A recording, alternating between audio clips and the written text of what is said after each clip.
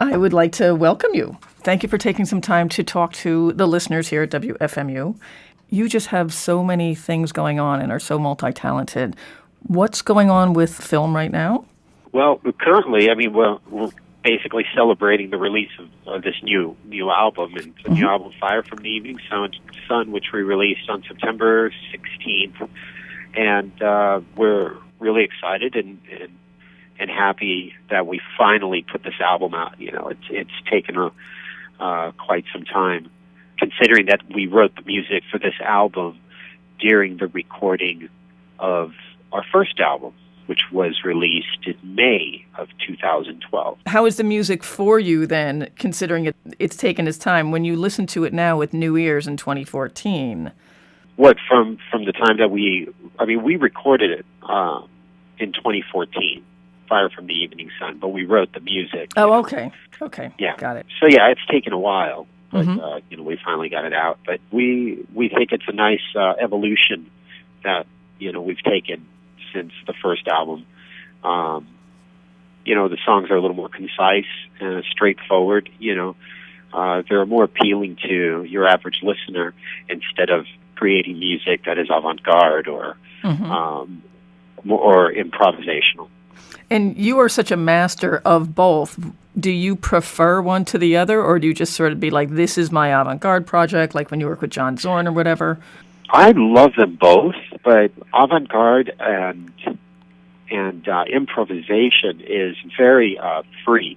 It's very it's not limited. You're not creating music in a singular format. So it feels really good to perform improvisation. But then I also like playing songs that are structured on stage in a traditional way. In improvisation, it's not repeated again because it's improvisation.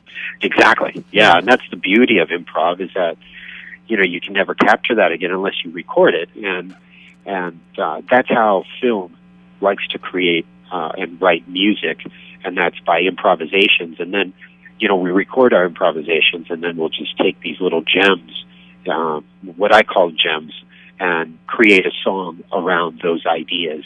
That's how we create our music. So, I try to utilize that format in songwriting with Philm. So you pull the cool parts out, and then you... Exactly. Awesome. Yeah.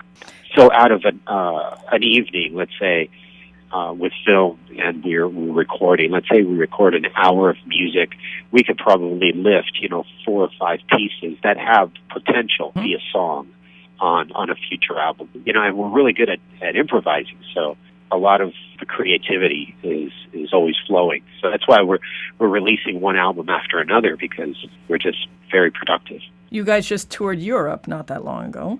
Yeah, we did 4 shows in Europe. We also did Bogota, Colombia, and oh wow. We're going to be going to Mexico City in December, and then South America at the end of January, beginning of February. I think we're doing Chile, Argentina, and Brazil. You're going to stay away from the cold weather up here, huh? Oh, yeah, absolutely. At least, yeah, around that. Well, you know what? We might be in Chicago in January. Oh, well, that's a problem. Yeah, yeah, exactly. I mean, I'm joking, obviously, but does weather really factor into, like, putting together a tour? I prefer not to tour, Florida in the hurricane season, Right. Never know what's going to happen. I don't like to tour, obviously, in the winter, especially up north, Chicago area, Canada. It's just, it's risky. Snowstorm. I remember being on tour with Slayer, and I was driving a Camaro with 2 other members of the band in a roadie, while the other members were in a U-Haul truck, and we were traveling across country. This was like 1983 or 84, and I was driving Tom's car, and we spun out, in Montana or up in Canada somewhere, I forget. Wow. And we spun out, hit a ditch. Luckily, we were all okay, but it was scary. It certainly awakens you, and you sort of reevaluate things very quickly when that happens. Oh, yeah. So the Philm gig in Chicago, was that just a fly-in? I believe so. We're trying to book other shows around it, but, we still don't know what's going to happen. Okay. And are you still involved with Fantomas? Yes, Actually, we're doing a show in South America. In Chile. Actually, yeah. Rock Fest in Chile on December 6th. And I think there's a show on December 5th at a club somewhere. So I don't know. I'm not too sure. And the Fantomas has that Wunderkammer box set. Wunderkammer, which is a box set of vinyl of all the records that Fantomas has recorded, and including a cassette tape, a copy of what Patton sent Trevor, Buzz, and myself. Kind of like, hey, check out this music that I'm putting together, like the introduction. Cool. It's like an introduction, yeah. Oh, and is that how that happened? Like you knew each other, and he sent you a cassette, and you just decided to. Yeah. He we talked on the phone, and he gave me an idea of the direction of the music, and of course the music's very complex, and he had to kind of give me an understanding of what he was thinking, and he sent me the tape, and sure enough, it was definitely something that I was interested in, which I think we released 5 albums together. Well, I mean, who knows? Who knows what the future will bring? Well, with your scope, it seems like you're interested in everything. I mean, I enjoy the arts. Period. I don't have any interest in sports. Sports doesn't take any of my time. Right. And I don't see sports as creative. Neither do I. Yeah. So what's left for me is dabbling not only in the arts, but in music and staying creative. How do you motivate yourself to do that? Coffee. That's it. No, actually, the satisfaction of playing on stage. I love being on stage, and I love being in a studio. I love being creative. I love listening. So all these factor into my motivation. Every day I wake up, excited. Okay, what can I do? Let me wrap this up. Of course, my day is also filled with other things. Interviews. You got to take care of business. There's other issues involved in daily life. But you try to do as much music as you can and absorb as much as you can. That kind of keeps me motivated. Do you love your life? Yes, I do. It's been amazing being a part of such an amazing band like Slayer. The fans that support me, and the musicians I've been able to collaborate with. I couldn't be any happier. So I need to ask you about the Cremaster 2. Oh man, yeah. Controlling bees with drums. What was really going on there? I mean, a funny story. We were in a recording studio, and there were several different studios. I'd say Studio 1, 2, and 3, and we were in number 1. There was another session going on in Studio 2. So the beekeeper comes in, the camera crew is warned and told to wear protective clothing and don't swat at the bees because they would take that as aggression and they will attack. And I'm sitting there, I'm the one filming, being filmed, and I'm in a tank top. All these bees are flying around, and I'm wondering, how is the bee going to know that I'm playing drums and not swatting at them? Well, it turns out I didn't get stung. But some guy in Studio B, the second studio, he got stung. He got stung in the neck by a bee that went in through the vent. So wow. that was an amazing day and an amazing experience to work with Matthew Barney, Jonathan Bepler. So that was one day. How long was the whole experience? Probably 6-8 hours. Visually, it's just really brutal.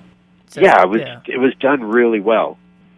Taking the sounds that the bees made and recreating a song out of, those sounds. That was really creative at the time. I really enjoyed that. Jonathan Bepler was the music director for that. And he was really, really, really cool to work with. From a technical perspective, I just want to ask you about your gear a little bit. A couple of years ago, you started using Ludwig instead of Tama. Yes. Well, first of all, why was that shift? And then I did want to ask you, how your kit has changed from, the early, I mean, obviously not like your first little kid kit, but in terms of your first public kit, maybe the first kit you played with Slayer, are your head angles different now? What's really fun, really different about your kit in terms of just your prowess as a drummer and the gear that you like? Well, I mean, in the early days, I mean, I started like the first Slayer shows. I started with the drum set that my dad had, let me borrow the money to purchase. I obviously had to pay him back. It was a Tama and Paiste cymbal package, where you get the drum set and the cymbals together. So it was like typical 5-piece? No, actually, I think it was 4, 5, 6, 7-piece. It was a 7-piece, 4 toms and 1 bass drum, 1 floor tom, and a snare. I used that all the way up until 1985 when I got picked up by Tama. And at that point, I started, 2 floor toms. The first drum kit that they gave me was 2 floor toms, 4 rack toms, 2 bass drums, and a snare. And then as time went on, I noticed that I was able to get whatever I wanted from the company, not just your standard drum set. And I went for the really big bass drums, 24 by 18 inch deep. My rack toms ranged from, well, let me start with the floor toms, were 18 and 20 inch floor toms. Wow. So my floor tom, my biggest floor tom was the size of most guys' bass drums. Yeah, exactly. Yeah, so, and then it started from highest to low.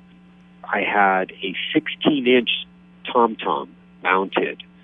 So it was 16, 15, 14, 13, 12, 10, and 8. And then I realized, you know what, that's just too much. So I started scaling it down. The drums got a little smaller. I still loved my 18 and 20 inch floor tom. That was, for me, signature. And the 24 inch kick drums. But then I dropped the sizes down on the toms to 15 inch. So going from right to left, if you're sitting behind the drum set, 15, 14, 13, 12, 10, and 8. And then around World Painted Blood, which was probably 2008, 2009, I eliminated the lowest tom-tom, which was a 15, and I shifted my ride cymbal to emulate kind of a 4-piece drum set. So the right side of my Slayer drum kit was a 4-piece. It resembled a 4-piece. So I would have that 4-piece. That was the focus.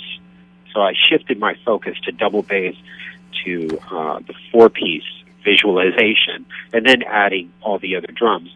And with Philm, I've switched everything to only a 4-piece. So It was kind of a slow transition, and but it's been great because I've recorded 2 albums with Philm on a single bass, and the third one, which we anticipate releasing in April or May next year, 2015, that's going to be the first Philm album with double bass. And you prefer the 2 bass drums as opposed to the double beater on one? Yeah, I really don't like that. I just don't get the speed or the volume that I like on my other one. What it's done, it's helped me focus and create new drum beats and new rhythms with only the 1 bass drum. So it's kind of helped me instead of making me feel uneasy or anything. And then now with adding the other bass drum to the song, the double bass comes in places they wouldn't normally be heard. So I've been able to recreate my double bass ability by eliminating the other bass drum for a period of time. And out of all your musical experiences, all the one-offs, all the collaborations, all the regular bands that you've been in, which one would you say fulfilled you most on a level of humanness, like being comfortable with people?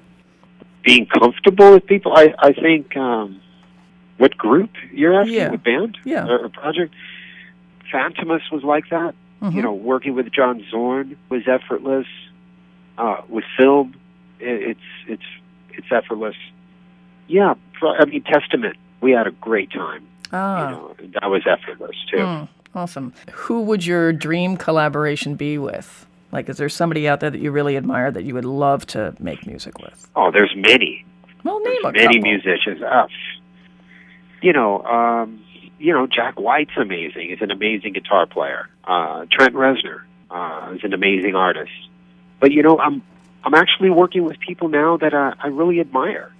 For example, Mike Patton. He's an amazing composer, as well as John Zorn, Bill Laswell, and the musicians I've met along the way. are very, I look up to. Some of the composers that I've been, working recently with are amazing. Christopher Young, he's written music for Nightmare on Elm Street, Ghost Rider, Hellraiser, and I worked with him recently, and that was, phenomenal. Tyler Bates, who does music with for Californication and Watchmen and 300.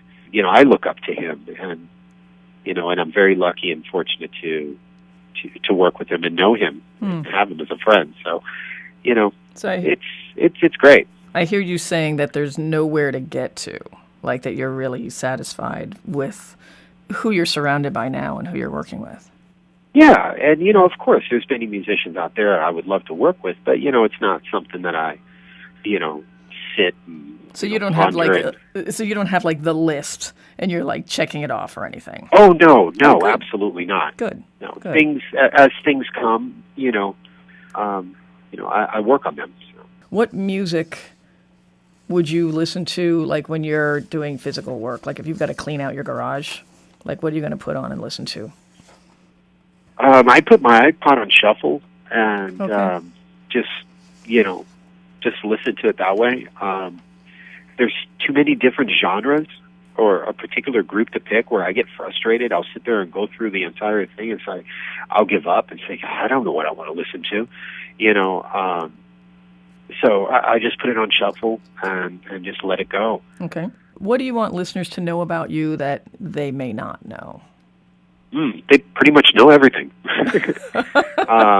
I've been open and honest, with my public, and they know how diverse, in music I am, and they know that I ride skateboard. They know I enjoy. I don't enjoy ball sports, but I enjoy motorsports. Oh wow. Yeah, anything that has to do with wheels and going fast, that's for me. Aha. So, yeah, chasing a ball just doesn't appeal unless I'm doing it. Right. Like going out and playing, football or soccer or something. But to watch it, no. So, yeah.